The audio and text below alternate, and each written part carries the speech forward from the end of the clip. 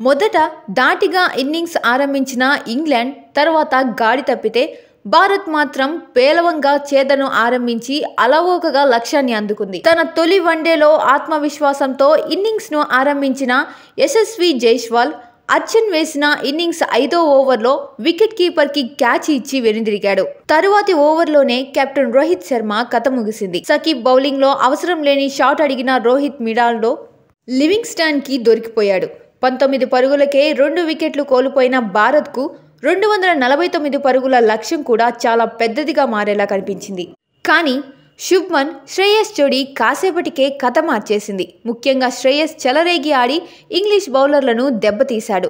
Champions trophy ముగిట ఆడుతున్న కీలక one day సిరీస్లో భారత్ శుభారంభం చేసింది. ఇంగ్లాండ్ 3 మ్యాచ్ల సిరీస్ తొలి పోరులో భారత్ 4 వికెట్ల తేడాతో ఘన విజయం సాధించింది. శుభ్మన్ గిల్, శ్రేయస్ అయ్యర్, అక్షర్ పటేల్ సత్తా చాటడంతో గురువారం నాగ్పూర్లో 249 పరుగుల లక్ష్యాన్ని భారత్ 6 వికెట్లు కోల్పోయి 38.4 ఓవర్లోనే ఛేదించేసింది.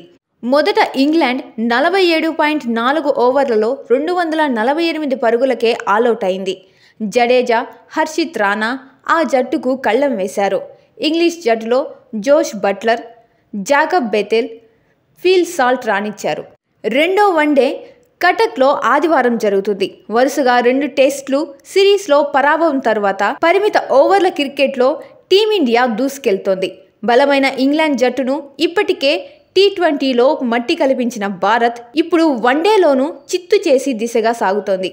3 మ్యాచ్ల సిరీస్లోనూ రోహిత్ సేన ఘన విజయంతో ఆరంభించింది. బౌలర్లు సమిష్టిగా సత్తా చాటడంతో ఇంగ్లీష్ జట్టును 248 పరుగులకే కట్టడి చేసిన భారత్ లక్ష్యాన్ని సులువుగానే ఛేదించింది. బౌలింగ్లో రవీందర్ జడేజా, హర్షిత్ రాణా అదరగొడితే బ్యాటింగ్లో శుభ్మన్ గిల్, శ్రేయస్ అయ్యర్ హీరోలయ్యారు.